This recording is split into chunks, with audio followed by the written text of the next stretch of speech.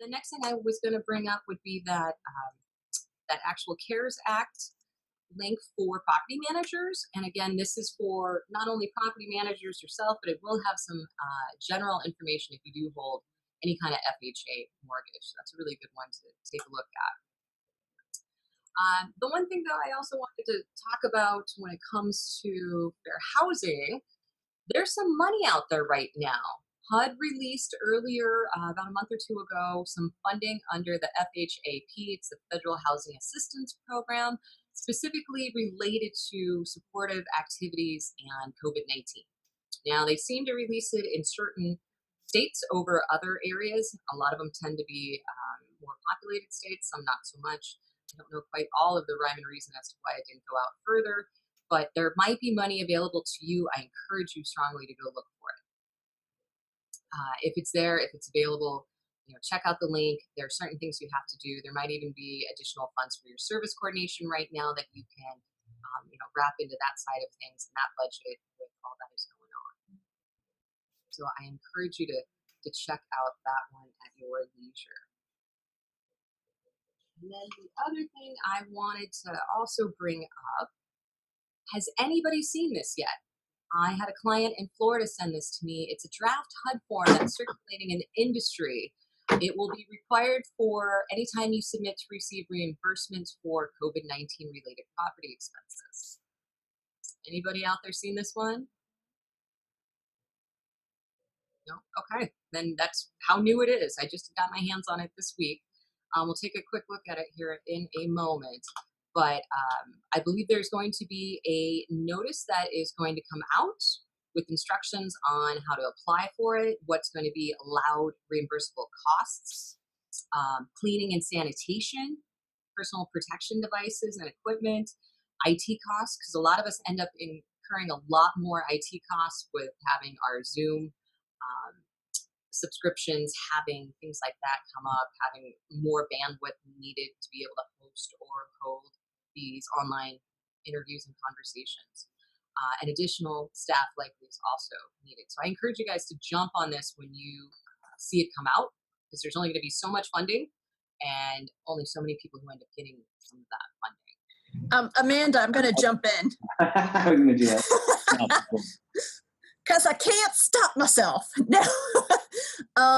Actually, for those that are in Texas, Southwest Housing actually sent out an email last week, the end of last week, saying that they heard it's coming out this week and that you only will have a very short period of time to apply. The deadline could be July 31st? Is it July 30th or 31st? I can't remember now how long the month is. Sorry. First, now we've got to think of the knuckles, Right. So anyhow, when it comes out, and it could be this week, it is a first come first serve is also what they said. So jump on it as soon as you see this, and if we hear anything, even during this meeting, we'll let you all know. It's a short window, Janelle, 2 weeks. Yep.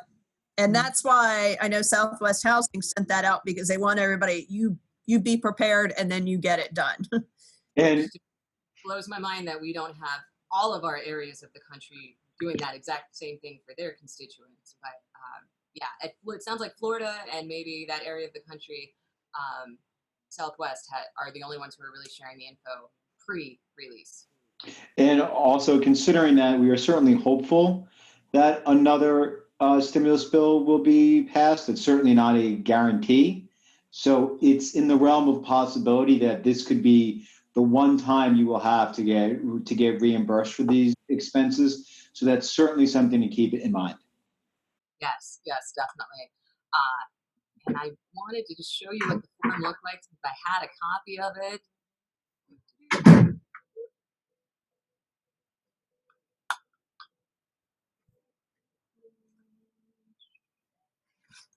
There we go. I included it with the attachments that I submitted earlier this week. It is a draft form, but I encourage you to at least get acquainted with it, because that will be one less thing you have to teach yourself when you see that really short window open up.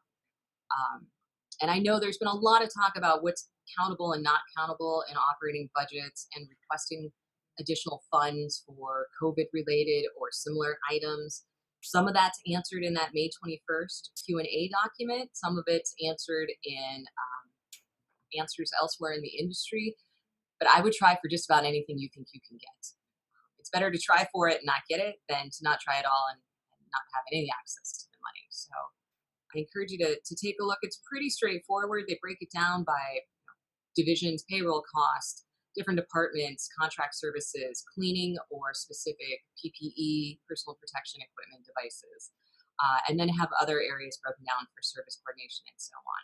But I, again, implore you, once they open it up, don't dally on this. Get out there and get the money. First come, first serve. It sounds like not everybody even has access to this free information beforehand. So I love that 2 areas of the country are on it. Any questions about this or about expenses for the properties? Okay, and we'll go ahead and jump back in.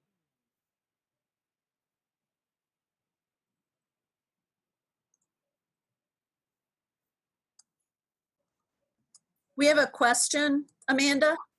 Sure. Can a resident count COVID-related items on a recertification? As a medical expense? I mean, if it's a medical expense that a senior or disabled household incurred, you would count it typically anyway. So I'm guessing this would be outside the. And they said they put yes. Okay. I mean, if they are a senior and if they are a disabled household, you would count that whole household entirely. So yes, potentially, because if they have medical related, it's COVID or not, handbook already typically would say that. Do we have more to it? I see more popping up. Okay. No, they just said okay. Okay, perfect. Sorry, I kind of miss my little chat dialogue disappears when I share all the screens. Yeah, no, I'll read them out to you. I think make it easier for you. So we got another one. Can we get a copy of that reimbursement form from you? Linda, I can tell you I also have a copy of that that form. It's a draft. Actually, Ask shared it with me. So I'm not sure what Amanda's source was, but it is being sent around. Yeah, I'm happy to share it if we don't want to share it through BBI or something. I'm happy to give it to you. Yeah. I mean, clearly you've shown it.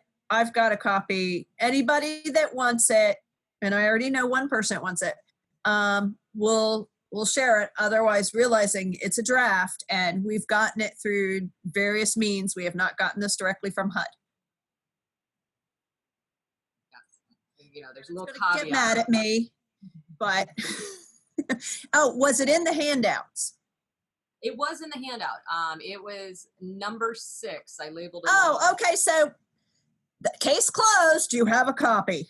You have a copy. It'll be number 6, and then I believe it says the draft COVID payment, and at the very top of the document it says draft. Okay, everybody's got it. Perfect. I don't know how hot it is by where you're at, but woo, it's hot in Oregon today. I just had a hot flash sitting here. It's 100 here, so. Yeah, I think we're getting to 98 here, and the Northwest doesn't usually get that hot. Yeah, so, okay. Yeah, getting back on track. Let's see here. Are you able to see the PowerPoint in front of you? Hopefully, yes. There should be a really cute hang in there meme on the front. Oh, we've got one more question. Oh, sure. Okay, would COVID-related expenses be like mask and hand sanitizer? I can't see us calculating that as an expense. That one I would typically say, because it's not a general medical prescribed item, I would typically ask them to get a doctor's note then if you were going to try to do that, because come the next management occupancy review, that's what they're going to go after. All of these things that we tried to include as medical expenses in the file during the year of COVID to get our residents' rents lowered. Okay, next question. Can the building manager fill this out, or does the management company have to fill it out? The new form that just came out, I'm guessing that was the question. I would believe that would be the management company would fill that out, or the owner or the agent or property manager for requesting the funds for COVID. Okay, and then there was a comment, if the doctor says COVID items, not listing each item. Again, we don't usually accept that. We wouldn't just say, oh, it's anything related to somebody, something. The doctor typically has to give us a prescription for and over the counter. So just as a file auditor, I would likely toss that out. I would need to have something. It has been, if you read a lot of the documentation, COVID can be seen as a potential reasonable accommodation disability situation. It may be a disability that's lifelong. It may not. We don't know enough about COVID. But if it's not something that typically would be prescribed by a doctor or covered by a prescription just to cover your bases, I would get an over-the-counter prescription from a doctor. And then if that doctor wants to go head-to-head with whatever MOR auditor down the road, let it be, but at least you've done your best in your due diligence. That's my opinion. Anybody else? Okay. Yeah, I don't see any more. Okay. Yeah, it's going to be a really curious thing. I've been thinking about this a lot, and I do believe I included in one of the handouts towards the end, maybe 13 or 14, an article talking about COVID can become a disability. COVID can become something that you now make a household who is not disabled designated as disabled because they have lifelong impacts and impairments because of it. Or something that might be of longer duration. It doesn't have to be lifelong. So we're going to end up having to deal with that and absorbing it into how we do our housing, and also in the already established regs that we have out there, because most of our regs don't specifically identify something like a pandemic COVID. It talks about lifelong things like HIV or glaucoma that you deal with for the rest of your life or something like that. But doesn't often talk about things like COVID. So I think it's going to be really interesting to see on the file aspect, on the certifications, how this trickles down and impacts. But I'd be very meticulous with your medical expense deductions because they always go after those. All right, well, hopefully you have a cute little meme of a sloth in front of you. You're going to see a couple cute little memes in here just because I want y'all to not take it too seriously. We are dealing with very serious things, but please don't forget that you guys are all awesome. You do a really good job every day, in and out, all day long. Being a property manager is not something most of us wanted to be when we were 8 years old sitting in second grade. I wanted to be an astronaut. Obviously, that didn't happen. But I want you all to remember that being in this industry, whether it's from the property management side or the service coordination side, really takes heart and compassion. And you're doing an amazing job every day.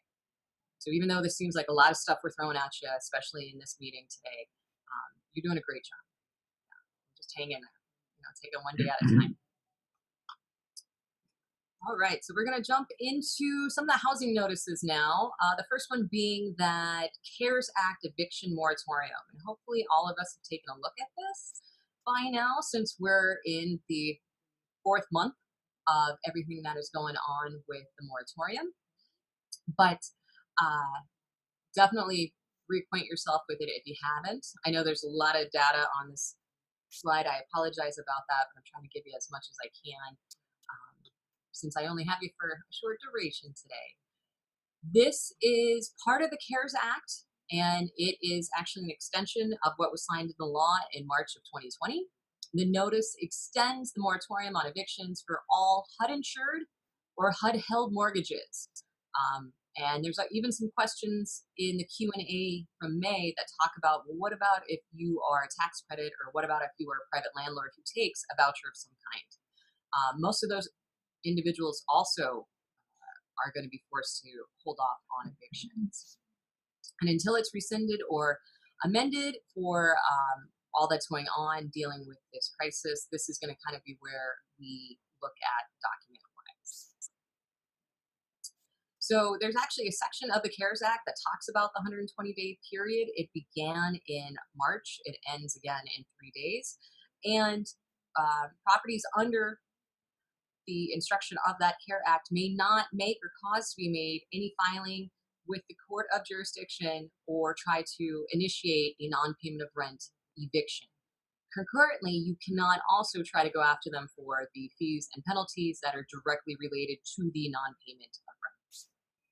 Has anybody had any issues with this so far? I'm guessing most of the eviction issues we might have out there are likely for other things, non-payment of rent not being one. Anybody? Okay, just wanted to make sure. I'd been dealing with another client of mine who did have some issues going on with this and had a non-payment of rent from right before the moratorium went into effect, and she's trying to figure out how to get the person out still, since it was pre-COVID and not related to COVID. And she's having a dickens of a time doing it. So in addition to the lesser of a covered dwelling unit, may not be required of the tenant to vacate until you give that 30-day notice, and that may be more. For instance, some areas of the country, it may be 45, so you definitely need to make sure. Also, you may not issue a notice to vacate under paragraph 1 until we've gone through the 120-day period, which again should end on Friday. Also concurrently, we're coming up on the end of the extra federal $600 kicker check for unemployment, so that's going to likely impact a lot of individuals as well. Also in this notice, we have a situation where an owner or agent of a multifamily property that's covered under the CARES Act may only charge fees and penalties during the eviction moratorium if it's wholly unrelated to that non-payment of rent. And then they gave us a really interesting little search tool, sometimes a little hard to use, where you could see if you are one of the properties that are covered by your HUD held or HUD insured mortgage. And you would just go ahead and click on that link and then go check out if your property is impacted by that. Any questions on the moratorium and evictions? I know we wanted to have some dialogue about that and eviction in general. Did you want to do that now, Janelle, or you want to save that more towards the end? Whichever you prefer. I mean, on the subject, if you want to do it, I just need to turn my vent off. No worries, no worries. Yeah, did you want to take a 5-minute first and then jump into it, Janelle, since we're at? Sure, that sounds good. Okay, how about we take a 5-minute, everybody?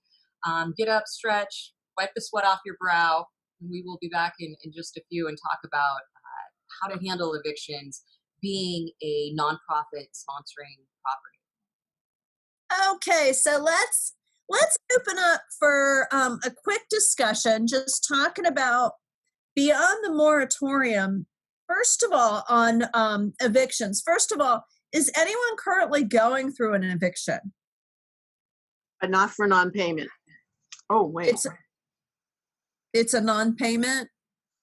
It's not okay, Not okay. for non-payment. Breaking house rules or something similar. Smoking, coughing on purpose in the lobby in front of people. It's time. Okay. So this is, and this eviction is after they've, I guess in New Jersey, the pandemic, you're lifting restrictions. I guess that's what I'm trying. We're waiting for the courts to open. Okay, so the courts have not opened, but you are looking at evicting somebody for smoking, coughing. Does anyone have residents that are coughing on other residents on purpose? Which then brings up the mask policy for you, which is going to be different in every state and every locale. Refuses to wear a mask. That was going to be one of my questions when we get to the mask policy, but we can talk about it now. Is what is your mask policy? How far are you willing to go to enforce it? And do you even think you can get an eviction when the courts open back up just for that alone? And again, that's different. Some states have mandated, some have not, but your locality has mandated it. I know the state of Pennsylvania, they even say if you cannot wear a mask, you still need to wear some sort of face covering. I don't know about Tucson, but I know that the city of Tucson, although the state has not mandated it. The city of Tucson has. Let's see. Lisa B. Says that it drives her crazy. Now in Florida, you don't have a state mandated mask policy, but what about your location where your building's at? We're supposed to wear masks in Broward County. Miami, which is right next to us, is starting to fine them. Okay, but what about your location? Are they fining? They're not fining yet. Okay. So make sure you know that too, because I think they're going to take it serious or much more seriously where they're fining or it comes some sort of penalty. And, you know, in my state now, we can't have indoor social gatherings more than 10 people, but it excludes bars and restaurants. Outside, if we cannot socially distance, I can answer your phone for you if you like. Outside, we have to also wear masks now if you can't socially distance 6 feet or more. So we, in my state, entirely for the state, we are getting fined inside or outside, which changes all the rules. Okay, so a vet in New Jersey is going through an eviction is once the court opens. Is anybody else? And just say, because with a screen sharing, I can't see everybody. I could stop share if you want, you know. Okay. It's up to you. So is anybody else going through? Okay, so we only have one building going through an eviction that isn't even actually happening yet until the courts open. Right. So is there anybody that has evicted in the past for smoking that if that was an issue, somebody, you know, is smoking and you've been noticed, would you go through with that eviction? If I may, Janelle, we had it's 2 people that we're evicting, and we had the apartments tested, and the degree of smoke and nicotine in the apartments was huge. So that's why they're being evicted.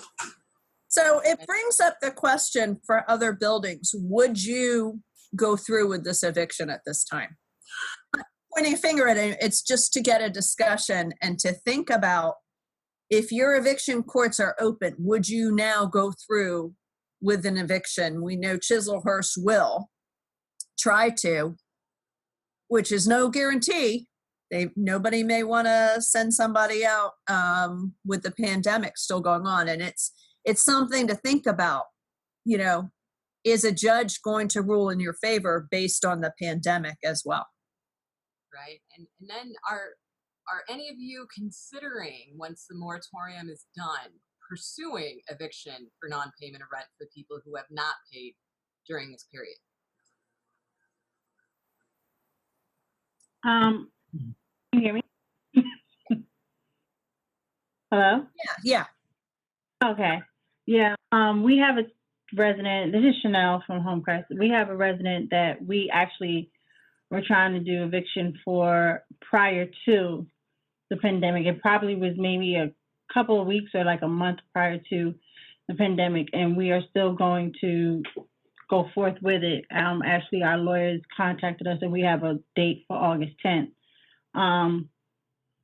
We're gonna try because he owes like $2,000 in rent, and so and then he was supposed to move, and he refused to move on the day that he was supposed to move. We had the apartment ready to be rented, and we couldn't do anything. So we're doing for rent and a tenant holdover.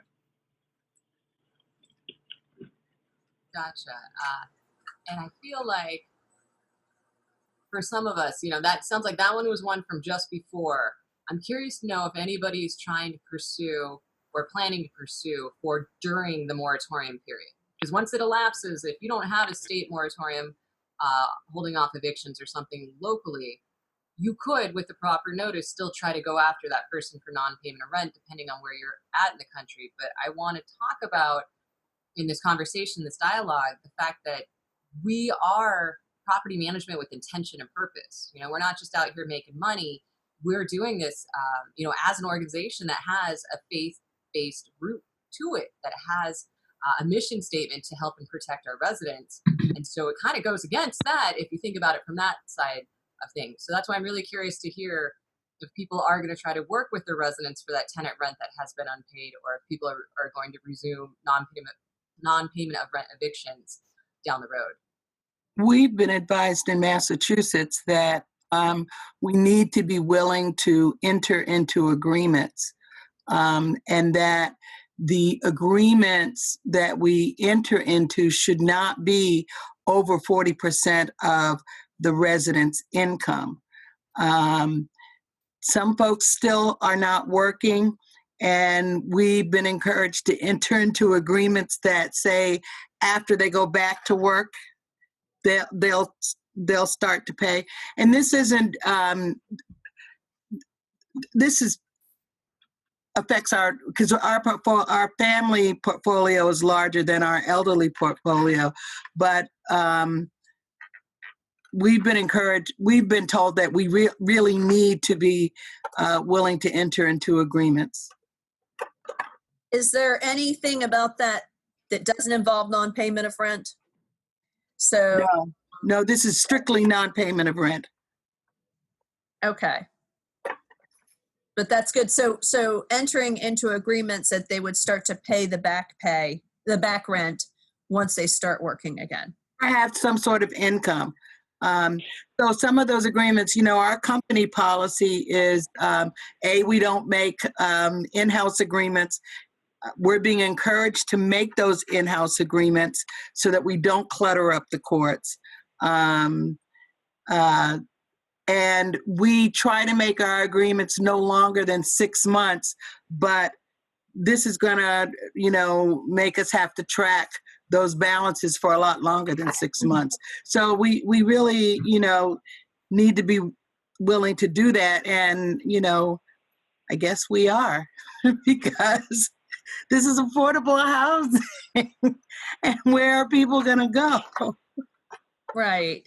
And based on what we were talking about, the backlog, that once the moratoriums or, you know, statewide, local are lifted, I've read that Be 6 months before you get the huge backlog. So it should figure into your decision whether you're going to pursue some of these evictions coming up. Another thing you want to consider is, especially if it's something to do with smoking in a non-smoking building, that's also an issue. You've got liability issues, you know, the health and safety of the other residents. But there is an issue with, you know, say Tucson, Arizona. We'll use them as an example because they're having a real uptick in cases of COVID infections. So what if you were in the process, it was going through, and all of a sudden, you know, you're seeing that thousands of people are being infected every day? Is that going to change your decision whether you're going to move forward with the eviction? I mean, I think these are things that you, the reason we're talking about this one is that you should be aware this should be something management talks to each other about, you know, manager with your management, your property managers, and also potentially with your boards. A discussion based on being a faith-based nonprofit 501c3, not just, you know, the B'nai B'rith sponsor, but I'm talking like your actual owner. They are a nonprofit. They are faith-based because they're under the B'nai B'rith umbrella, that they may have a different position. So you need to be prepared, and it's worth talking about with your boards and the management company with your on-site property managers as well. I have a suggestion for the person who had somebody coughing on purpose on people. You could possibly charge them with assault and endangering the lives of others. So to me, that one is almost a slam dunk. And that depends on what factor in also. on your state, yeah. Right. And we all saw, well, I don't know if everybody saw it, but I certainly saw it, and a lot of people did. A woman in California, I can't remember what county, but she coughed on a baby in a stroller. And there was basically an all points out bulletin. They were showing nationally the video of her to find this woman to charge her. So it's a good point that Linda made. You need to find out if that is actually something that they could be, charged through the police, because that would certainly strengthen your case if you were to go through an eviction. Because, let's face it, some of these strange things do happen, and I'm sure it's horrifying to the person that's being done to. So again, it's weighing some of these questions. I think that's why it's more of a, what do you want to call it, a philosophical, but also realizing that, your board may have strong feelings about this too. Management and on-site management may have different ideas, but having a discussion about this, I think is really important, because at this point it may be moot. As in the New Jersey case, Chislehurst, their eviction courts are not even open. So it could be a long time. Homecrest House is saying that they have a date, August 10th, for an eviction that was proceeding before the pandemic and the national emergency and the shutdowns and the court shutting down. So these are just discussions to think about and be prepared for, because you never know. We never know what's going to happen. There could be a worldwide pandemic. So It's 2020 and everything can just happen. Yeah. So my philosophy is always be prepared and be proactive and have a plan in place and know what you're going to do before it happens. And hopefully it doesn't. Yeah. And another kind of to jump on the back of this, I really think everyone's going to have to really have a deep conversation with your owner's agent's representative about health and safety of one versus health of safety of all. Because I think COVID-19 and how people respond to it, we are going to really change how we view ourselves, our property, our residents at risk. And so if you have somebody who is coughing on another individual, if you have somebody who's refusing to wear a mask, if you have somebody who's putting the lives of everybody else at your site, facility, or property at risk, that could be a potential lease violation and or eviction cause down the road, and just where you're going to be on that side of things. I think it's going to be a much better dialogue to have now than when you get to the point that you have to have that potential eviction case or situation with the resident. But a lot of people are expressing themselves in ways and actions that could put other people at your property at risk. And that's something that you should also very much know what your property policy is. Right. And tomorrow, when we have somebody from the National Adult Protective Services Association talking, this is something to also keep in mind when you would involve potentially adult protective services in an issue like that. Anybody else, while we're on eviction subjects or lease violations, we're going to talk a little bit about mask policy down the road here in a few. But if there's anybody else who has a situation they want to bring up, or should I serve this lease violation, or how might it be relatable to what's going on, please feel free to share what's going on.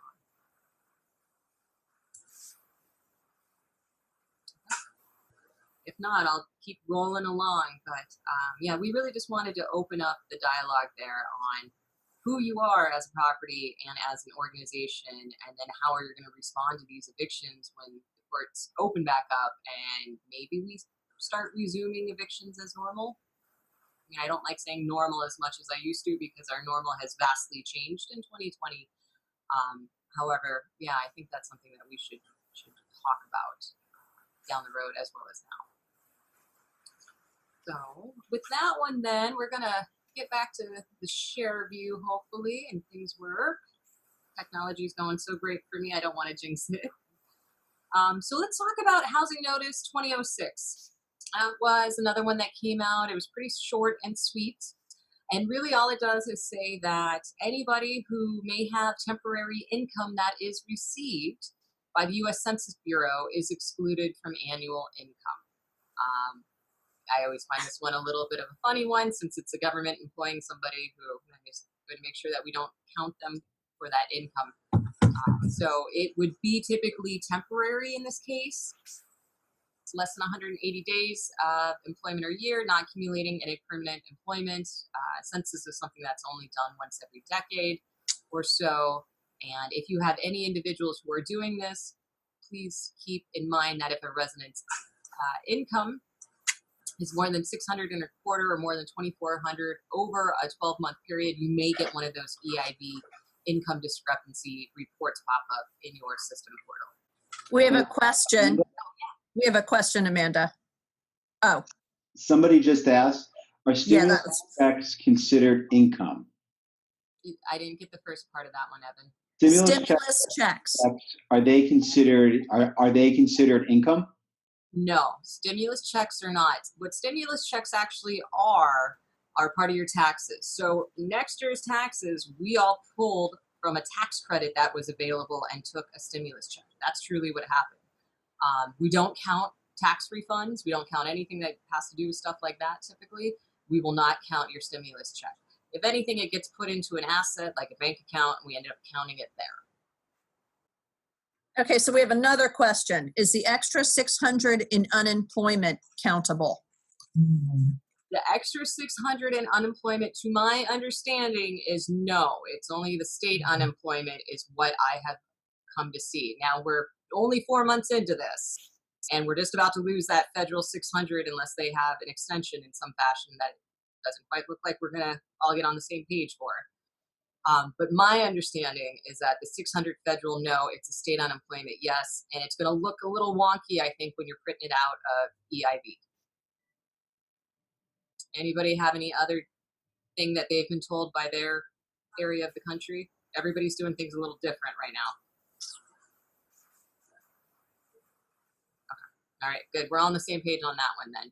I don't know if they're extending things. I mean, folks in Washington would hear more news than I would, obviously, but you know, it's going to get a little rough for some of our residents at the end of next week if we don't end up having some kind of continuation. And then a lot of these people who are unemployed right now in our family properties, they're going to have a hard time trying to find employment. So a lot of people may end up doing a census job or something they typically wouldn't. So it's good to be aware of what those income inclusions and exclusions happen to be, and they might change again by the end of the year. Now, in this particular situation, if it's somebody who did work for the census and for whatever reason it popped them up on the EIB income discrepancy report, you're going to need to document that and explain, like you always do anytime someone pops up on one of those reports. Place it in the tenant file. If you put it elsewhere, document it elsewhere. Typically, it's just the tenant file. And just make a note citing Housing Notice 2006, and that this is income that's directly related to the stimulus package, i.e. therefore not included. Any questions on that one? All right, we'll keep going then. The next one was a pretty big one, and this was Housing Notice 2004, and this gave us the guidance for the electronic signatures and submissions transmissions. We knew this was coming. This has been in kind of the line of things for a while. It just got rushed to the front a bit faster with all that was going on with the pandemic. Now, how many of you are adopting some kind of electronic signature, transmission, submission, storage? Is there anyone who's going full-fledged into the e-world? A little bit? Okay, I know Phyllis adopted the FAST Act, I believe, at one of the properties a couple years ago. And the FAST Act gave us a little bit of leeway going towards not doing research every year and maybe going to 3 years, depending on situations. This extended some of that in the sense of you don't have to have the person live in front of you. And I thought I saw a question. Amanda, we didn't go 100% with this, but that was helpful when HUD sent out that where we could do e-signature. That was very helpful. Good to hear. I mean, the last thing you want is somebody who's in your office who may be contagious, or you might be contagious, and you then expose each other and spread that beyond. So anything we could do to minimize person-to-person contact has really been something HUD has been supportive of in most areas of the country. I know Linda Hamilton said that they are. Okay. Has anyone had any issues, pushback, feedback on moving towards this new, beautiful electronic world? We haven't informed residents yet, and so it's not going to be a requirement.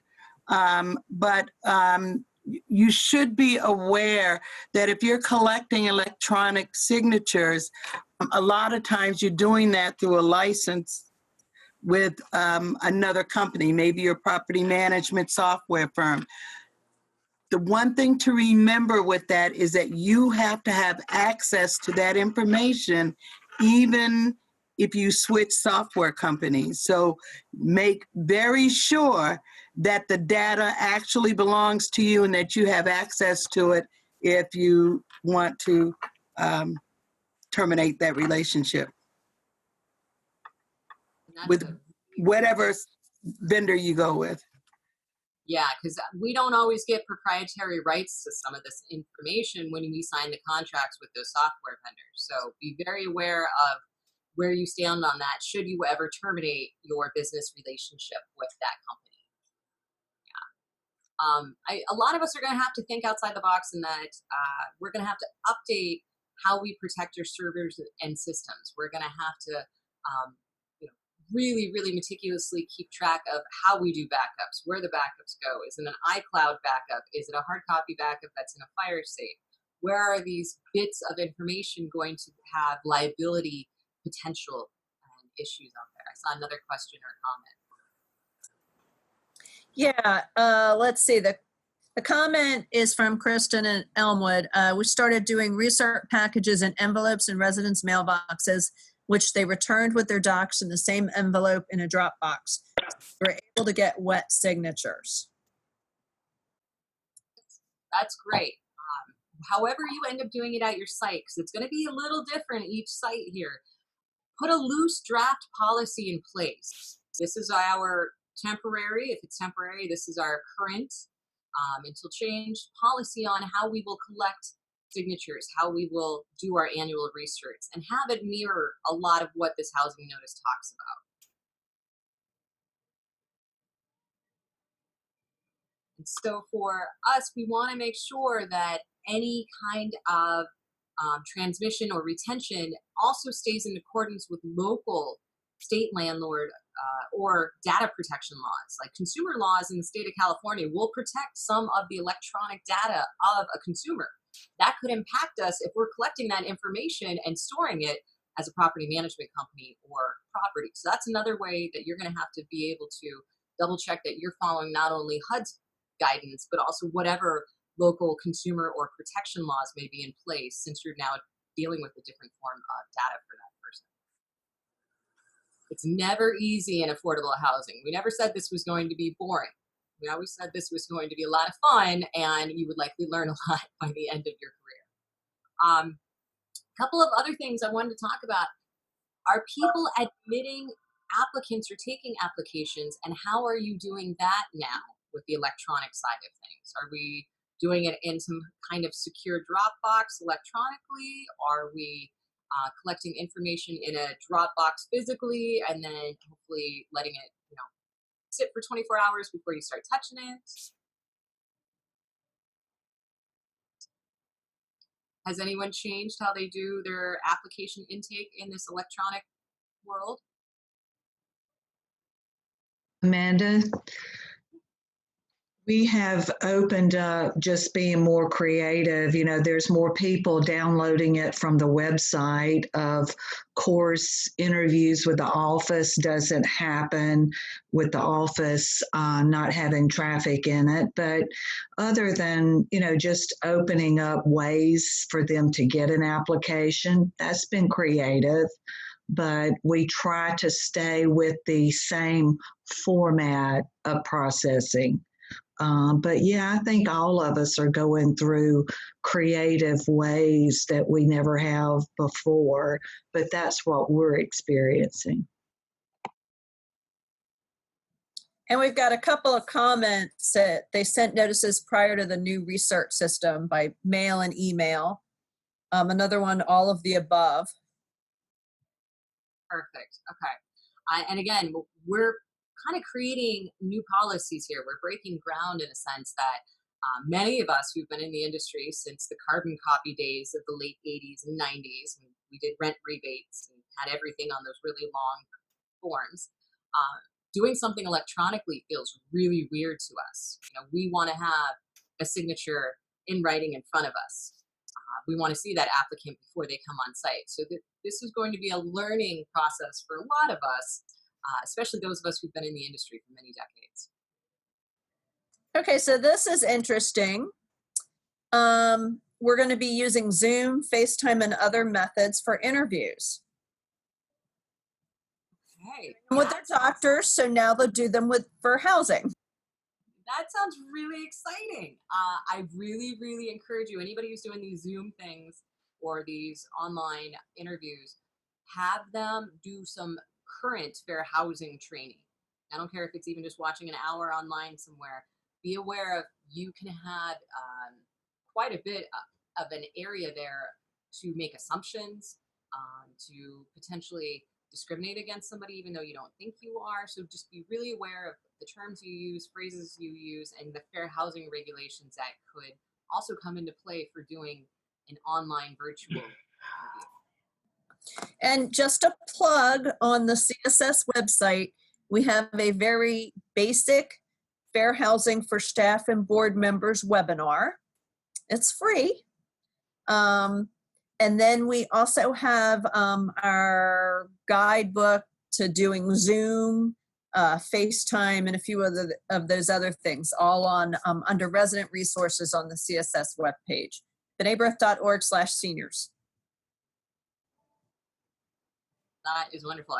Anytime you have a wonderful resource like the Brith has set up also, and others, do it. Go utilize it. It's easier for you to go to these places than it is to go out there in the world and try to hunt it down for yourself. So I encourage you, take advantage of any of those you can, certainly. So do be aware that any property adopting the terms of Notice 2004 must provide applicants and tenants with the option to utilize a quote wet-on-wet signature.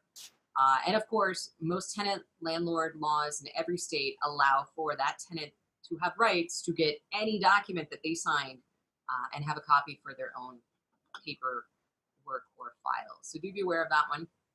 Also, forms and documents can include but are not limited to things that you would transmit to HUD or your owner agent, your contract administrator, stuff with your service providers, documents submitted to and from tenants or applicants, things from a third-party verifier, maybe a doctor, somebody who's helping us do some kind of asset verification, or it could be for other multifamily business purposes. And where not required by HUD, please note that you do have some tenant landlord laws, state and local, that will require or entitle you to have wet signatures somewhere in the file or somewhere in existence in the world. And a lot of those have to deal with the actual lease, since they are legally binding, the 50059 and supporting items behind it, because that determines rent, and then usually the 9887 packet.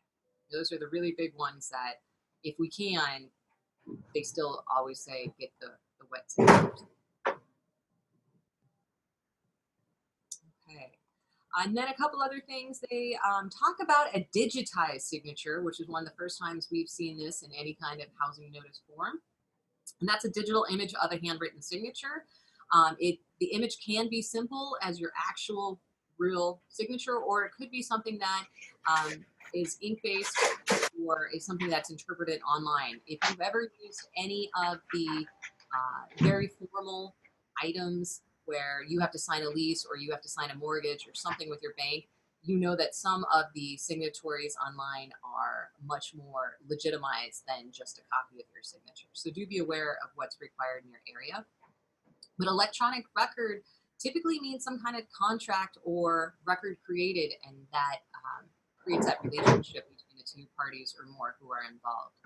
And then electronic signature from this notice means an electronic sound symbol process that is somehow attached to or logically associated with that item, document, contract, or whatever is being executed and intended to have a signature on it. Okay, so we're just going to have to keep really, really good records with these. You should still be printing the stuff out on your end and putting it in a resident file.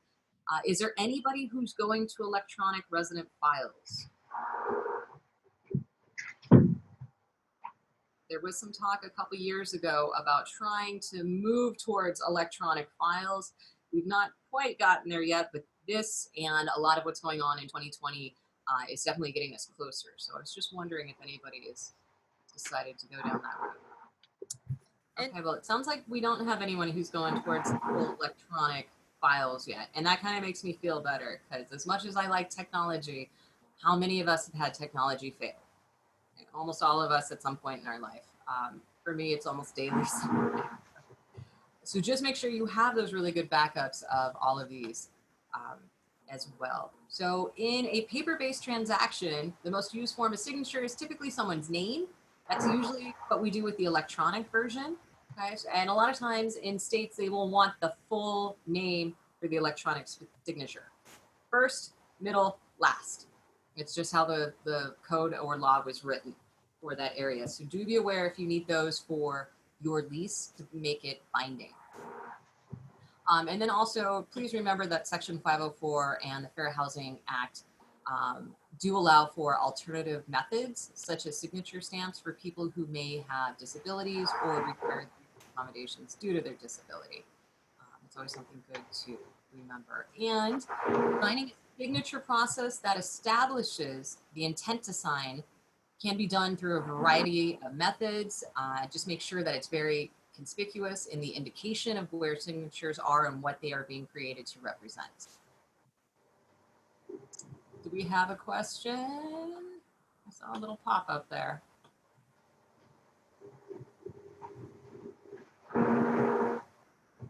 And yes, now it just popped up on mine. Oh, I'm finding the technology is bypassing me, and I have difficulty keeping up with and nervous about applying the new technology. That is 100% valid. And I am right there with you in a lot of the anxiety that comes up with dealing with the new technology. What I would probably encourage you to do is find whatever method's best for you for acquainting yourself with it, whether it's having a counterpart kind of walk you through it. A lot of us do better with our coworker, just being close by or virtually close by and helping us lead the charge on learning. Some of us like to just kind of do it on our own and watch a webinar or two. Whatever it might be, get the support you need, because this isn't going to go away. I don't think there's anything wrong with feeling some anxiety about the fact that everything is going towards technology. Okay. What is it called? It's like technology phobia or something. I think something like that. I think they have a medical jargon term that they use for it. Yeah, so a lot of people have it, and it's just getting familiar with using some of this information, some of this. Again, you can always look through our guide that we've put up on our website as the first step. But I think Amanda is right. I've been working with my dad. He just bought a laptop. We're going to start doing I'm going to stop running his Zoom doctor's appointments for my parents, and he's going to start doing them. So we're walking through all of it. And it just, if you didn't grow up with this stuff, it can be very hard to use. But, some of the best piece of advice that I've ever given about this is that none of us took a class. We all just kind of feel it out. And so we just kind of learn what works. And a lot of times, some people, they don't realize that's how those of us that are considered, able to use this technology, that we just kind of just felt our way around too and just kind of figured it out. And I know that sounds kind of hard to do, but that is, so sometimes we don't exactly know what we're doing either. We just hit on the right thing. I think that's how most of us kind of found our way into housing in general. But yeah, you are not alone in feeling overwhelmed by the sheer volume of what we have to process and learn and figure out. And you're doing a great job, if I haven't said it before.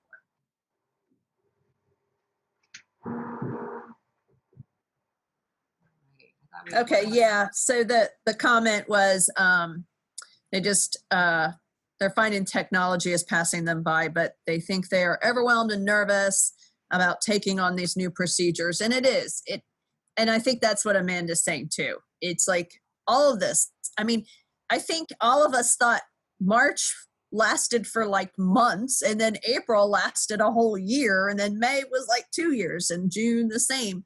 So you have so much coming at you, it's natural to get overwhelmed. And that's why we're also going to be talking about self-care, Amanda, some of it, and then Gracie too, because we realize we're all going through this, and sometimes you just need to stop and take stock and realize that it's not that you're stupid or something's bypassing you, you're getting overloaded. And I think that's something to keep in mind. And I'll let Amanda talk. I 100% agree with you. I mean, again, remember, none of us went, I want to be a property manager when I grow up. Most of us found our way here by trial or error or by the kindness in our hearts. And it is it's an industry that causes us to learn every day, all day long, taking in new information, learning about new people, new ways to interact with others, learning about ourselves and all of those social behaviors. So the fact that you're still in this industry and you're still trying to learn stuff really says a lot about you. Again, I think you guys are doing a brilliant job. We really don't have a handbook that's written for us for how to manage our sites during a pandemic. A lot of us went, oh, shoot, we forgot to include that emergency preparedness policy because we never thought a pandemic would happen, and now here we are. So HUD forgot it too. Whoops, we just forgot our pandemics team. Our bad.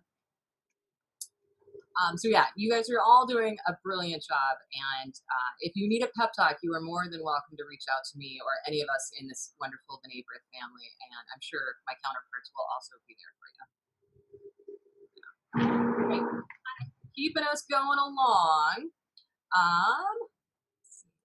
All right, so there we go. It's important to point out a couple things here, and they give you examples for when you have these electronic records or these processes where a person needs to have some kind of electronic signature to bind or sign the document.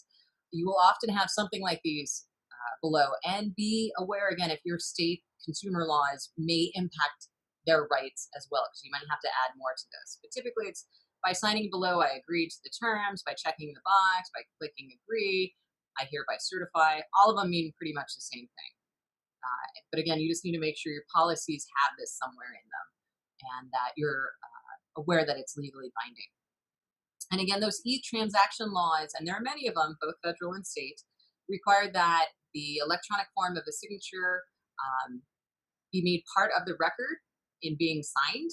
Okay? And again, you need to have a clear process on who exactly is signing and what they are signing. They must have the opportunity to take a look at what that record is. They need to understand the parameters of signing the document and what happens if, if it's a lease, if they break it, or there's some kind of legally binding item to it. Any questions on electronic signatures, electronic files, sharing information, storing information? One thing I do want to point out, and they've been asking for it more and more during management and occupancy reviews, your destruction of data policy. And that could be destroying an actual paper document or deleting a file that has something. But you need to have a destruction of data policy because they want to know what you do with those EIV reports that are in the master binders that are now several years old. They want to know what you're going to do with those electronic files of residents who have moved out or signed things, or you have this stored sensitive data. So do be aware you're going to need to update your destruction of data policy. That's a really big one. And just because I think everybody should always remember, because we're feeling so stressed out, did y'all know stressed spelled backwards is actually desserts? So anytime you're feeling stressed out, just think about dessert. It works for me. The things I do these days to keep me laughing. All right, so we're going to talk about fair housing and COVID really quickly because one thing that I did notice across the country in general is that during the pandemic, fair housing just went out the door, went out the window, it left the building. And a lot of individuals are being impacted across America, and it's not always equally so. It's different by class, by race, by ethnicity. It's different by locale. It's different by how affluent or not affluent you are. So we are already starting to see things that look like forms of discrimination in America, in housing and elsewhere based on what's going on with COVID. So I want you to make sure that during this national emergency, you really take a look at how we're treating applicants and residents, and if we're treating them differently based on any of the fair housing protected categories, federally as well as state and local. And do be aware that COVID could potentially be seen as then a lifelong disability or longstanding disability of some kind. So therefore, someone with COVID could potentially be protected under the Fair Housing Act. So that's another one to take into consideration when we're doing things moving forward. And do be aware that right now, again, federal law prohibits the eviction, turning away, or harassment of a person based on any of the protected categories, okay, because they're being profiled in the association with COVID. So that's a really, really interesting one. And I'm seeing a lot more legal documents and research coming out about this as we're seeing a further progression in this new COVID world. Do also remember you cannot retaliate against or intimidate against any person who wants to report acts of discrimination. I don't think any of you would ever do this, but we are still seeing fair housing suits coming out of the Department of HUD. And a lot of us were a bit surprised to see that continue on, even though we are in this world of COVID with a lot of things fully or partially shut down. All right, so moving on, I want to bring up a kind of heated subject, especially here in my state. What are your local mask ordinances and how are they affecting your businesses? Okay. OSHA is a bit unambiguous about one thing. Because cloth face coverings are meant to protect others and not the wearers, they are not considered in some circles personal protection equipment. And so they are not subject to federal requirements to provide them and train workers how to properly use them. That goes against a lot of other OSHA regs. So this is something to keep in mind. Now, in contrast, surgical masks and respirators that protect workers from exposure to infectious diseases or substances, things like that, they are considered personal protection equipment, and you must provide them with training. A lot of us don't realize that. So do be aware, depending on what we're giving out to our staff, you may actually, under OSHA regulation, be required to teach them how to wear it. Some of our buildings have done the face masks, or the face shield, sorry. Yeah. And those are wonderful things in a lot of ways. If you have hearing impairments, you can only typically read lips a lot of the time when you're interacting with somebody else. And having a covering over your mask prohibits you from being able to do that. So one of the things that's really been helpful for people with hearing or visual or other issues going on is that by having their face being seen or seeing others' faces, they're able to communicate better. But some places require still to wear a mask. Some places do. The face shield. Exactly. And so it's good for you to know. In my state, you cannot just put a t-shirt over your face to go into a business. That is not allowed. I'm allowed to turn you right back around. Your state may be different. What about if somebody shows up with a lace mask? I had that happen the other day. How do you handle that where it has giant holes in the actual surface structure, therefore negating the effectiveness of the mask? The other thing I want you to be aware of, and some of you may have heard it, well, I see a couple questions popping up too, so I'll hold on for a second. Okay, so the in Pennsylvania, if someone is hearing impaired or deaf, you are allowed to take down your mask to talk to them. So that's something to keep in mind, that I would expect that that's in a lot of locations. You just need to know. Yeah, and those are things that you should be aware of. What exactly is allowed in your state? Most of mine are you have to have a face shield and or a mask or a bandana. Some states even specify scarves are okay or not okay. Right. So also this comment about the you're allowed to take down your mask. You're not required, but you're allowed to. And that's a state that has required everyone to have face coverings. And I think we're going to go that direction. The science is coming out.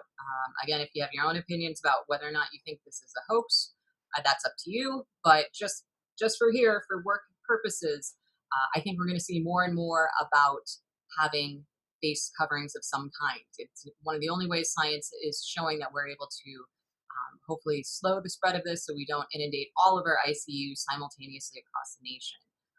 Here's one thing I want to bring up, though, because I am in the hotbed state right now of a lot of stuff. I think some of you have likely been following Portland. We have a chain of grocery stores in the state. They required everyone to wear face masks who worked there. They would not allow individuals to have anything on the face mask that shows any kind of support, for instance, for BLM, Black Lives Matters.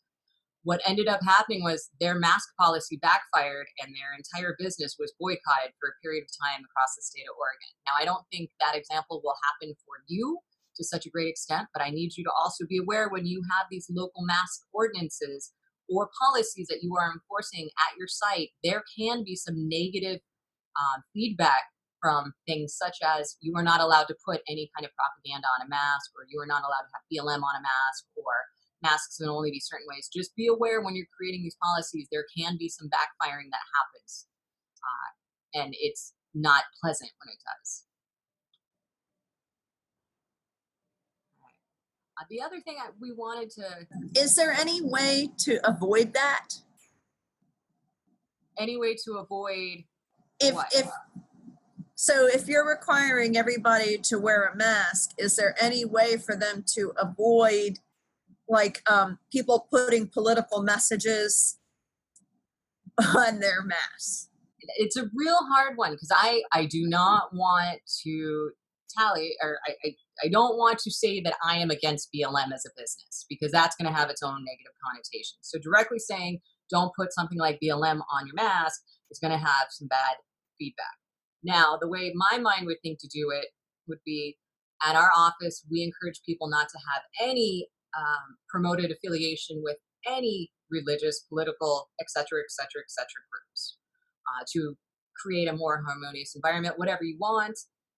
But do be aware, though, that usually the employment HR department might be able to handle that with what clothing is acceptable, what's acceptable as your uniform, that kind of stuff, and saying that you can't have politics and or religion in the workplace because you're trying to promote an equal opportunity employment situation. What about the residents? That's a tougher one, and each property is going to have to take their own stance. Most of us don't allow our residents to put up political or religious propaganda anywhere in the common areas or on their front doors, correct? I think that's a pretty universal policy. So that would be something you and your board, owners, agents might want to sit down and talk about, because again, there's going to be some negative feedback any which way you go with a lot of these policies. And by saying, no, we don't want you to put up your BLM poster, you may end up putting yourself in the camp of people you don't agree with. Yeah, and I wish I had a better answer for you on that one, but I think it's going to be something each property and your owners and or board will need to decide where you sit with your propaganda on any mask policy or showing any kind of political propaganda at the site. So the answer is be proactive. Think about this before it happens, and hopefully it won't happen. Right? Because here's the thing. What if your property, again, was in Portland right now, and even though you've done everything to not affiliate with anything going on in Portland, any side of it, you end up getting pulled into the fray just by where you are located in this world. That could happen to your property, especially those of you in large cities. If we see more troops rolling in cities soon, you may end up getting pulled into this against your will, so to speak. So you should do all you can now to plan for what you will do when that day hopefully doesn't come. I'm talking about religion in housing. I just want to give you a reminder here that we don't really talk about religion openly in a lot of situations. We don't put down anybody's religion. Yes, some of our buildings do have names that are associated with faith because we may have been initially started as a faith based property or sponsored by one. But under the Fair Housing Act, you cannot discriminate against anyone based on their religion or how they practice their religion unless it puts people at risk. That's a little different. But do be aware, and a lot of times we kind of take this one step further and say religion and politics. We want to try to keep a lot of that out of the general common area so that everybody has a fair chance to enjoy their living setting. But do be aware, these are going to start to, again, become much more intertwined as we keep going down the road and keep going into this fall. All right, and that brings it up again. What are your property's policy on BLM propaganda? I think you need to have this conversation. What's your policy if you have staff or residents who participate in local protests? I had a friend who was fired from a property management company because on her off hours, she went to a BLM protest. And that was because of her choice out of work, and it was because of the choice of her employers. It was, alarming to hear, but these are things that a lot of businesses are having discussions about. And what's going to be your policy for responding to political upset? In my local town of Eugene, we had huge riots a couple months back, and some of the properties had to have a formal response for how to deal with the rioting political upset that just happened to be part of the environment around them. And I think that's dialogue that you need to have. I'm not saying I agree on any side, one or the other. I'm just saying this is a conversation you need to have because it's going to come up at a time and you're going to wish you did. Well, and to take that a little further, we've had on some of our Zoom calls discussions about staff that wanted to travel. And as of now, you're kind of limited. Certainly can't travel overseas. I think there's very few countries that Americans right now are allowed to travel to based on that country. But in our country, the U.S. Department of State basically has said they're at the top level of traveling outside the U.S. Their travel warning is do not go. We will not help you. And you may not be able to come back. But taking that, looking at, we were talking about making sure there's policies that if staff do travel, especially hotspots in the U.S., that they know about the quarantines. And some states are having mandatory quarantines. So the other thought is, what are people doing on their off time? Are they exposing themselves to COVID-19 and bringing it into your building? So these are kind of things to think about because people congregating is what we're told not to do. So again, having a proactive discussion. I know some of these are kind of tough, and we may be supporting what people are doing or we may not. We have to keep that out of it. We have to make sure that we know and have policies and discuss it with our board management of what's best for the residents and the staff in your building, because that's who you are most concerned about. And this is a pandemic. Yeah, so it could be that you may just want to go by your state or local guidelines that you cannot attend a function of 10 people or more. That's what the state is saying. That's what our city is saying. And, I would definitely with staff talk to HR about that, but that you need to keep that in mind for some of these issues as well. It's not just a political, it's are we putting people at risk with someone attending large gatherings? Yes, and I mean, I know people want to go to Mexico, although they're not taking us right now, but you want to take opportunity with all of these really cheap airfares maybe, or you want to go drive across the country to check on that relative. You doing that out of work, whatever it is you're doing, is going to have an impact on everybody in work, your property, everybody, because we are all socially in this together. This is a virus that's impacting all of us. And so I find it interesting that we're now having to have very serious discussions about what our staff members are doing out of work to protect ourselves, to protect our residents, to protect your families, because it really does matter. Yeah, and that's a very serious conversation you're going to have with your staff and individuals, on your board, most likely. Does any, just not to, kind of change the direction, but just a quick, does anybody have HR policies on, besides travel, what people can do outside of the workplace during the pandemic and congregating in groups? You can use the chat if you want. Yeah, anything that might be beyond what your state regulations are, or maybe you're adopting your state regulations wholeheartedly. Okay, one person put no.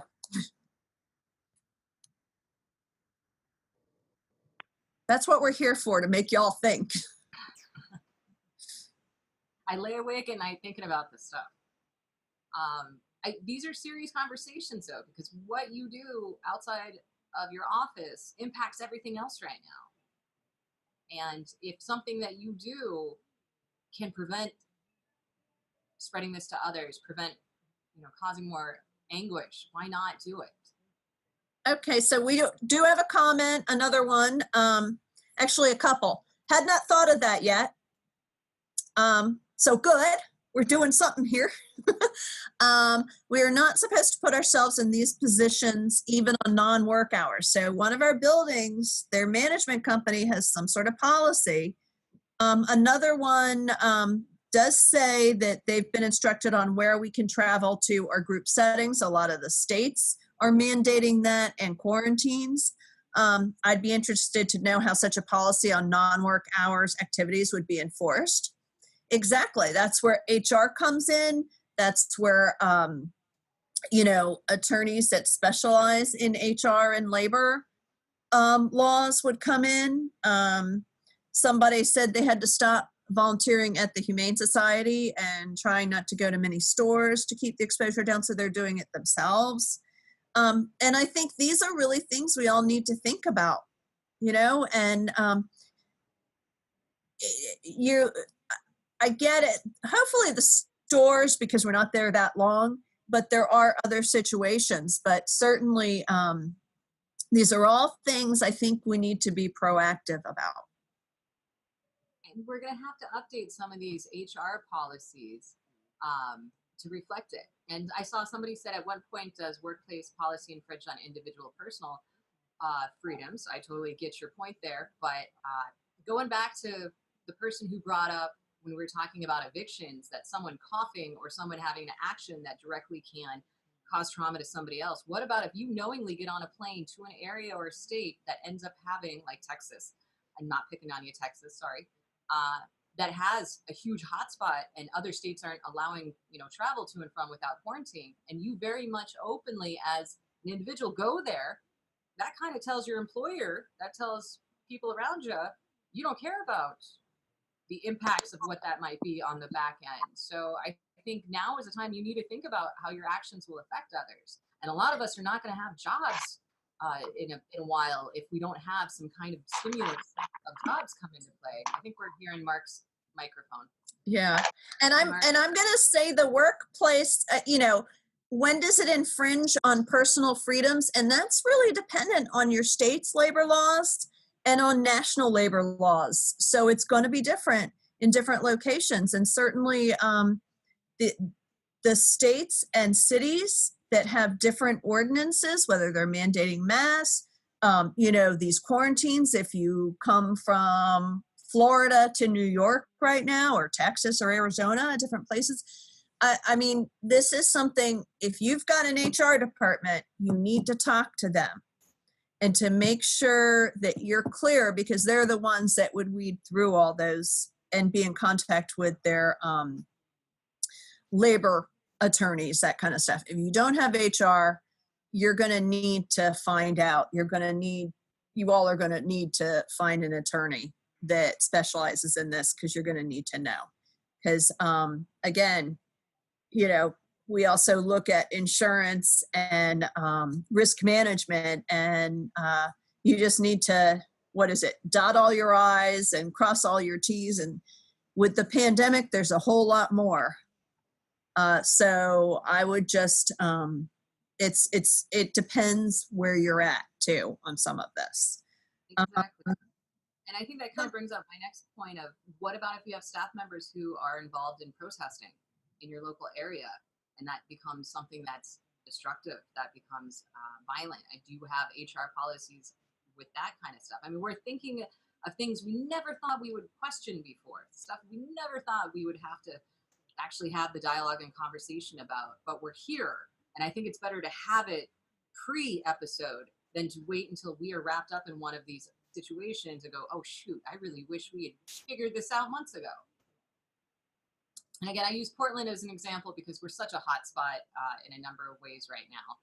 But you know, what happens if you are in one of those densely packed areas, the cities, and you start to see this in your area and your staff goes out and participates? That's another aspect of things that we also have to keep in mind. Or if your area where you're located does become one of these locations where it seems to have dissipated, but I know here in DC we had some craziness with shops being, windows being smashed and fires. I think most of that is dissipated throughout the country, but it's definitely something to think about. What are you going to do if your building is in one of these areas and this flares up and it's at night and staff are home? You know, that things like this could happen again. Let's fingers crossed again that it doesn't, but being proactive that right now there has been some of these, what's it called? Not civil disobedience. That's totally nonviolent, but some of these riots and that goes beyond demonstrations, but actually become violent and you know, break windows of businesses and stuff. Pretty much here in DC, they just targeted businesses. I never heard of any actual dwellings being affected, but it could come really close and you're dealing with, you know, some scary situations for your residents and you may not even be there. So these are just things to think about. I know Portland is probably an extreme example right now, but it is, you know, that's why we went to Puerto Rico last year with emergency preparedness. We went to an extreme example, and it's always best to look at what the most extreme can be and use that as your basis, your baseline for being prepared, because as we know, we never know.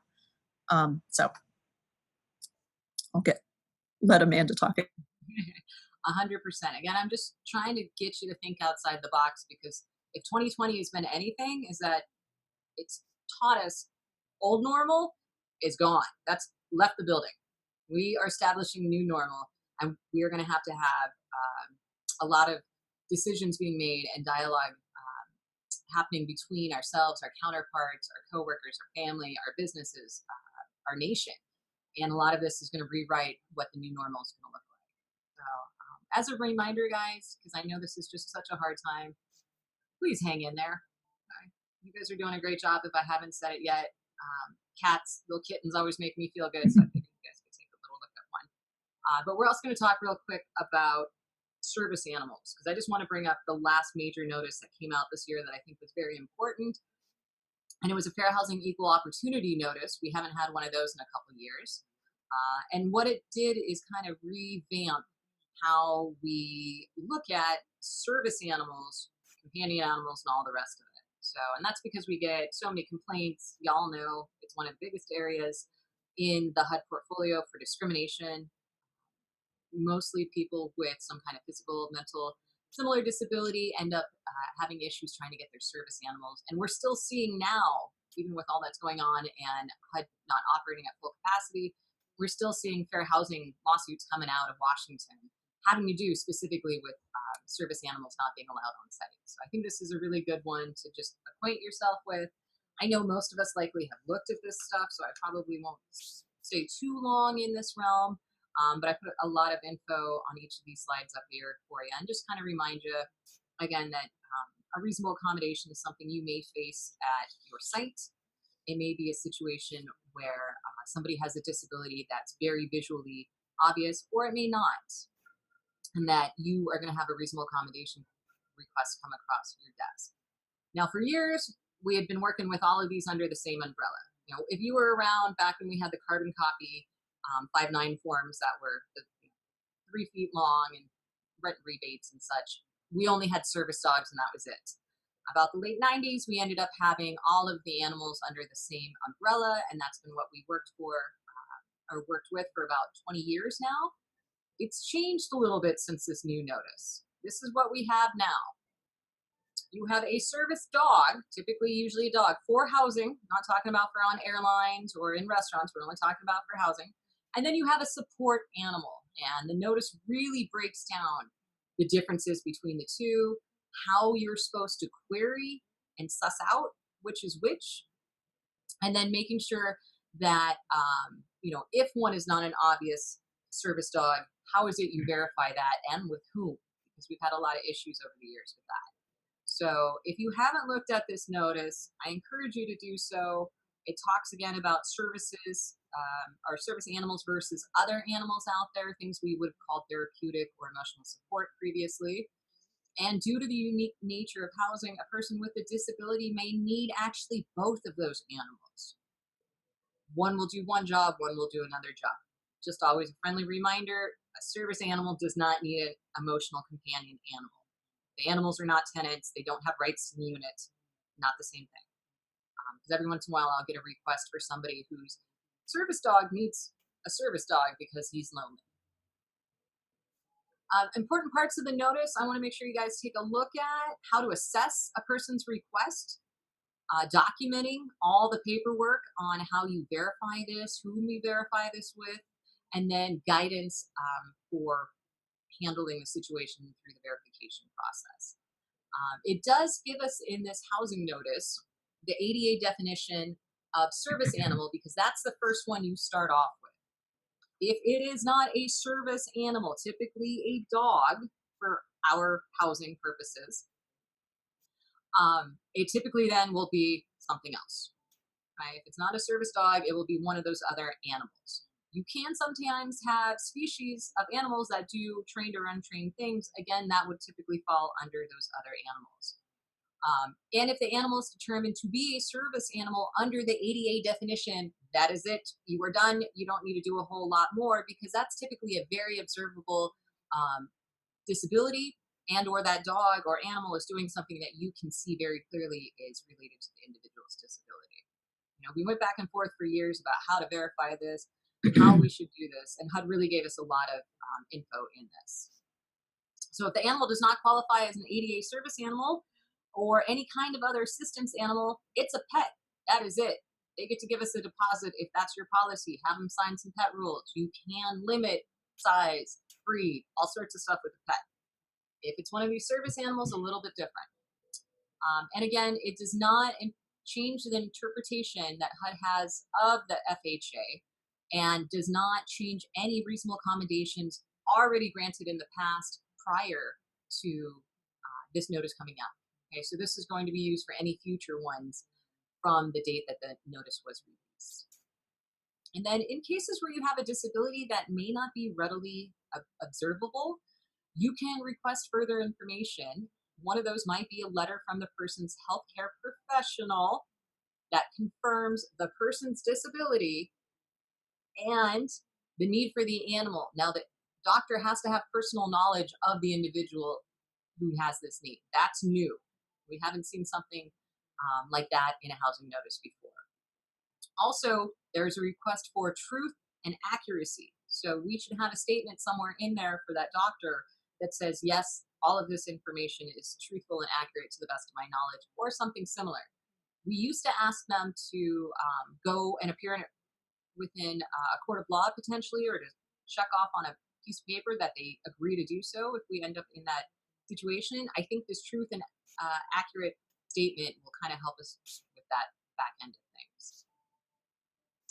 So under the FHA definition, if the animal does not fall under an ADA service dog, it becomes some kind of support animal for you to figure out. You will then determine if that support animal is defined as such under the notice, and then you will follow up on analyzing whether or not the disability is observable or not. You know, obviously somebody who's in a wheelchair, using a walker, somebody who's blind, that is readily observable. A lot of disabilities are not. So you then have the authority, if you need to request additional information. We did have a couple new terms though with this notice, and we now have quote unquote non-traditional unique animals. And so we start talking about these animals because these are usually exotics. These are animals that typically may not fall under the service dog or some kind of assistance animal. So do be aware if it's a unique animal and if that animal is impacted anyway by local ordinances, such as no farm animals allowed in multifamily settings, no exotic animals allowed in multifamily settings. Okay, so if you do have one of these non-traditional unique animals, say somebody wants a therapy chicken, management will request with the healthcare provider to document the date of the last consultation with the patient. That's also new. And then any other unique circumstances justifying the need for that non-traditional animal. And then, of course, why that animal is particularly recommended. So it's very similar to what we did before. They just changed some of the info on that. Any questions on this notice or how to deal with service animals or service dogs or determining them? So all of us should have updated our annual recert policies for COVID, right?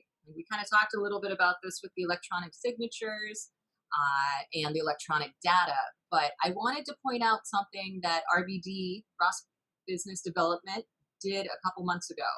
That data is just a hair outdated, so some of it's updated since then, but it has some great information in it. I didn't want to solicit it without getting their approval, so I did not include it here, but you can go to those beautiful links there and get a copy for yourself.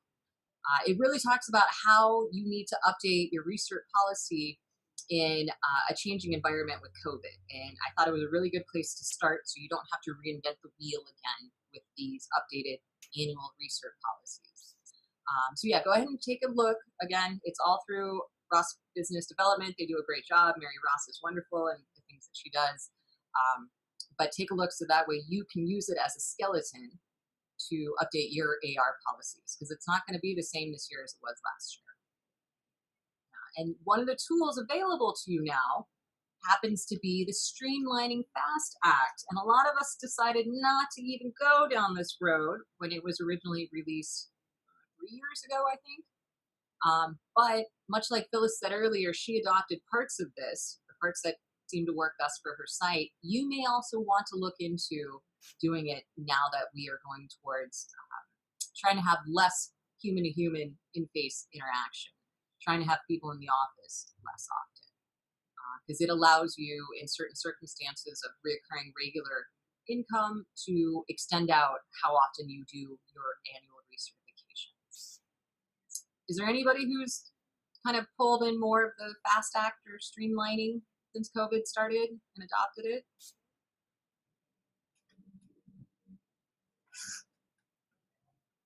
Okay, I'm going to take that as a no and not stay here too long. Again, if I haven't reminded y'all, please hang in there. I know a lot of us would love to be on a beach right now. I think I was supposed to be at adult space camp finally.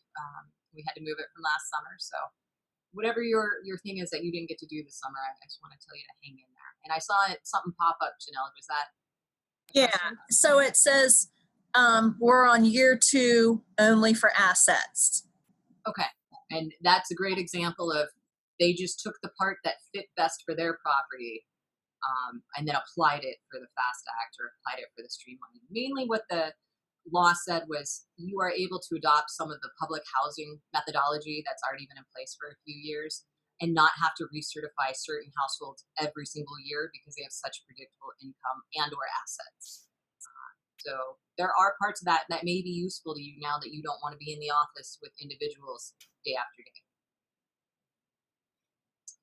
All right, I know service coordinators have their own session coming up, but I wanted to point out y'all had some money allocated to you. This just came out in a release that was just earlier this week, earlier this month, a couple weeks ago, and it talks about the allocation of funding available for service coordinators and grants associated with that field. So yay, there's money out there.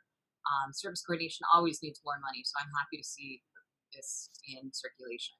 And hopefully that money will get down to the sites faster than necessary. Many of you might have heard they are continuing on with management and occupancy reviews, which feels really weird. I agree. I don't know if I really want anyone at my site. They being HUD and your contract administrators, are hoping to do these minimally on site. So the desk review portion is going to be substantially longer or greater. So they're going to look at more documents. They may even ask you to submit some information from tenant files, redact personal info like social security numbers and such. But do be aware that since May, they've had the authority to do these MORs again. And they're giving folks more than 30 days notice from what I've received news-wise from my clients. I don't know about everybody in the BBI portfolio, but hopefully they're going to give you more than 30 days notice. The biggest things to point out: don't be late on your annual recertifications. Okay, remember, once the 15th month comes around, your track system is already set up to flag you if there has not been an annual recertification since the last one. Okay, so that gives you an extra couple months after their AR should have been performed for you to fix it and get it in the system. If they come out and do one of these MORs or check the system, they can check your system remotely. They can look at tracks and secure connections and WAS and FAS and a number of things online, EIB. If they see that you have late research, that's going to be a huge issue. Also, if you are not in the EIB system, they are handing out that 5% penalty by month taken off your HAP voucher or monthly contract request. They're giving those out big time. So do be aware that you need to be on top of these and aware that they may be calling you to come out to your site. The memo also let us know that until September 30th, they will still be allowing PDCAs to conduct on-site MORs without entering resident units. So that's a good thing. I don't think they should be in units myself. For REAC follow-up purposes, so if you had a REAC before COVID and you had an extingent health and safety issue, one of the ones that you had 3 days to fix and remedy, your PDCA may try to contact directly by phone or an email that resident to see if that was resolved. So do be aware of that one. And then all the on-site interviews and exit interviews are likely going to happen more remotely and telephone or email or Zoom kind of done. And then all the rest of it, they're going to try to complete again off-site as much as possible. Now, HUD said at the time they're not authorizing the transfer of electronic files off-site, but I have heard them asking for things out of tenant files. I just don't think they're doing the entire tenant file submitted off-site for MOR compliance. Okay, so do be aware your files still should be clean, consistent, and have all the info in them that they need. Conversely, REAC inspections are still postponed. Do we have a comment or question? No, okay. I thought we had someone come up. So you will not have a REAC inspection out at your site for the foreseeable future. Now they could change this, but because REAC is really done by a third party and it varies all over the country by who that third party is, it's a lot harder, I think, for them to be able to control some of the exposure issues. So REAC has definitely postponed everything for right now. And also regarding REAC, that is on the HUD Q&A that was last updated May 21st. So, keep checking those updates to see if there's an update, because it will be on there. Yeah, and when they do come out for MORs, or if anybody comes to query your property about something, if you do have one of those extingent health and safety findings from a REAC inspection, almost everybody's going to ask you, did you close that out? So just be ready for that one, because it looks like something severe or serious was happening at the site, and they just want to follow up on it. Do be aware of that. The other thing I want folks to be aware of is there was a memo HUD circulated having to do with special claims during the COVID-19 pandemic. And it gave you instructions for processing those special claims, primarily having to do with vacancies and vacancy loss at these properties during the period of March 27th and September 30th of this year. From my understanding, during that window of time, the multifamily housing division will accept vacancy claims for 60 days, starting from the prior tenant's move-out date as opposed to the ready-by date. So do be aware that there might be additional funding out there for you. I haven't had any clients who have received this yet. So if you've gotten special claims for vacancy loss, yay, good on you. Not as many folks as I thought were getting it. Or maybe they're just not aware of it being out there. But do be ready to apply for this if you are having some major vacancy loss. I don't think a lot of us are at this time, but it might be different in different locales. Okay? And you really need to pay attention to, again, those move out dates versus the make ready dates. A couple last things as we get towards the end here, and I'm trying to leave a few minutes for Janelle because I know she wanted to talk. Income limits did come out somewhat on time this year, which was miraculous. You need to update your software system. Okay? They don't just do it automatically for you. So make sure to double check that if you haven't done so, because you may be operating under the 2019 income limits. And residual receipts. This is a big one for some of our properties. HUD temporarily suspended the use of residual receipts from that HAP payment offsets in certain circumstances. So all PRACs may suspend offsets for residual receipts through the end of December of this year. And then any properties receiving Section 8 HAP assistance payments typically need to get approval in advance before suspending those offset payments. So that might be more money, though, that we can move around in our budgets and how we use it at the sites. So the last thing here I really wanted to do was check in with y'all on your mental health because it's been really hard out there. And if you've been going through half of what my family's been going through, my heart goes out to you.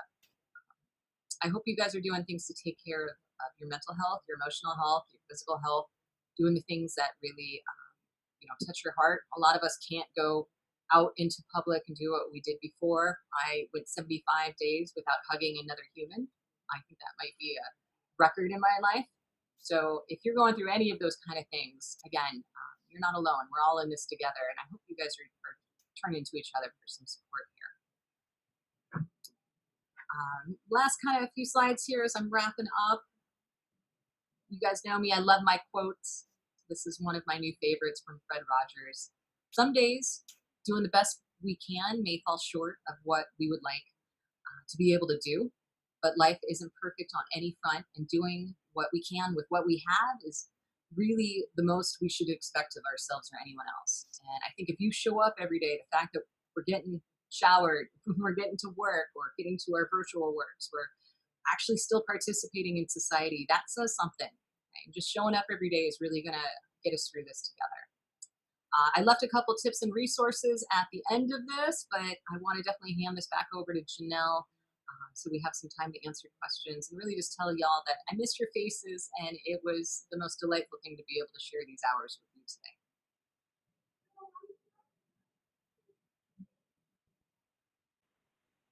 today. Okay. Well, thank you, Amanda. That was really good. Very comprehensive, condensed, because normally we give you like almost a day. So, yeah, I mean, Gracie will be sending out at the end, after all the sessions, a survey to kind of get people's feedback. But so far today, I mean, I think this format worked.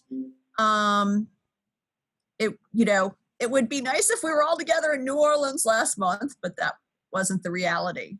I did have one thing I wanted to share, and it's actually on my screen, and I thought it'd be good if Amanda was here, because this is really something Amanda and I have actually trained together with for some management companies, and actually for you all too, is on emergency preparedness. but as we've done in some of our weekly Zoom meetings, we've talked a bit about your emergency preparedness plans need to include COVID-19, not as, this is another emergency. All your emergency preparedness plans right now need to take COVID-19 into account. So whether you're having a fire, even a fire drill, and we've discussed fire drills, a lot of buildings are putting them off right now because of the whole congregating together, but making sure that you have masks for everybody and how you're going to deal with people coming down the stairwells or whatever, and where they go outside, that this needs to be, they need to be physically distant too and have their faces covered. So anyhow, I wanted to show, okay, share screen. Sorry, takes me a minute. I have just a slide, just kind of the basics again, emergency preparedness planning during a pandemic. So number one, you need to know what the medical situation in your community during the pandemic is. Knowing if there's a spike in infections, are hospital beds available?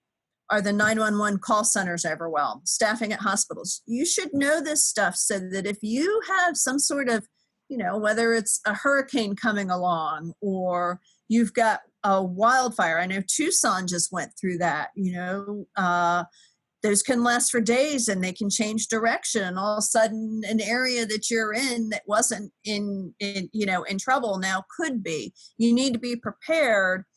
And so you need to know if you really truly have just increased testing in your location or a spike in infections. And one of the ways that you know if you have a spike in infections is the percentages of people testing positive for the overall testing. So they give percentages every day. I know I read in the Washington Post every day or, online.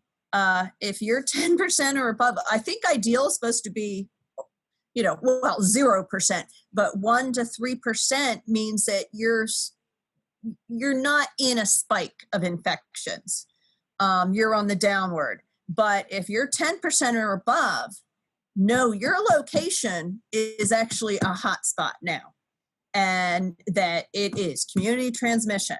So you need to know these things. There's also numbers. Sometimes they show the number of people per 100,000. So I've seen in Arizona, I've been seeing it's like 47, 52, Florida, Texas. And then you look at locations like in Washington, D.C., it's like 20.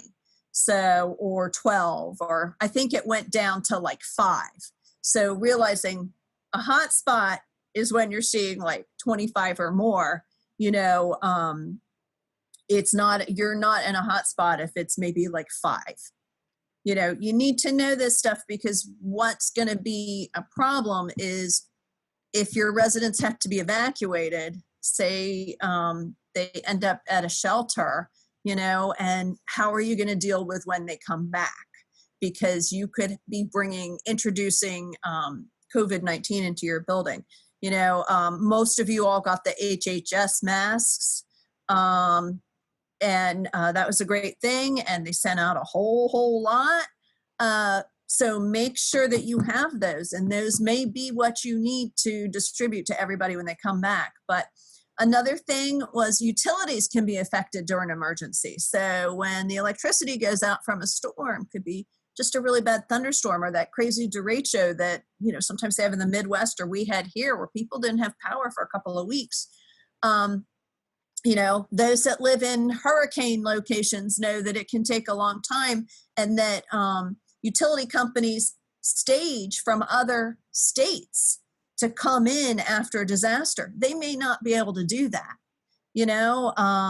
especially the closest states to your state during a pandemic. There could be also, we've been talking about these quarantines. It could be that, some state is not going to send their people from a utility to another state when they have to come back and be quarantined for 14 days and they have to pay them, so there's a lot of things going on here, but it could take a lot longer to get utilities back online. Again, I had mentioned the shelters, exposure to COVID-19. That is a real issue. you can't fully socially distance. They're not putting up plexiglass cubicles for people when they have to be evacuated to a shelter. So you need to think about, what are you going to do when everybody comes back? They've been on a bus, making sure when they leave, they all have masks and coming back too. And this is another thing, community relief organizations. Help could be slow to arrive due to staffing. Could be that they don't have donations, or they depend on volunteers mainly. And a lot of organizations, they don't have the volunteers on site because of liability issues too. So there's just so many things that you need to think about in your emergency preparedness plans for whether hurricanes, tornadoes, just power outages. A lot of the country is in a heat wave right now. I just looked, I think we're 99 degrees here. You could have blackouts, brownouts. So there's so many things, but you need to think about and be proactive about COVID-19 in all of those plans. So that's what I just wanted to reinforce. Red Cross has updated their emergency preparedness, so is FEMA, to include COVID-19 in your emergency preparing for other disasters. And then you also need to think about, if you do become a hotspot, your particular building, a lot of that is dictated by your local and state health departments, how you're going to deal with that. And as Amanda mentioned, HUD is giving some guidance about what happens when residents do test positive. I know some of the buildings have shared with us that they have let the residents know that somebody did test positive, and they're following all the protocols. And, that's the best you can do. I know we had another building that some residents were claiming that a bunch of residents were testing positive. I don't think it ever came to fruition. Management even contacted the local health department to find out what was going on. So there's always going to be rumors to protect confidentiality, and hopefully we'll all make it through this. But it's been a little frustrating, I know, with HUD offering some guidance, but deferring to the CDC and other locations. And sometimes they really just have to do that. Some of this really is determined by the CDC and your local and state health departments. So it's a lot to take in, it's a lot to deal with. And unfortunately, that's where we are. But, as Amanda said, hang in there, think of kittens. Don't let the technology get you down too, because we're all going through that. And there's people on this Zoom who can relate to that too. So we'll have a Zoom call someday just to talk about all our frustrations with technology. I'm not going to single anybody out, but just today we were having some frustrations, but you worked it out. So yay, technology can be good. Okay, I really want to thank Amanda for showing up. This is her day off. So we really appreciate that.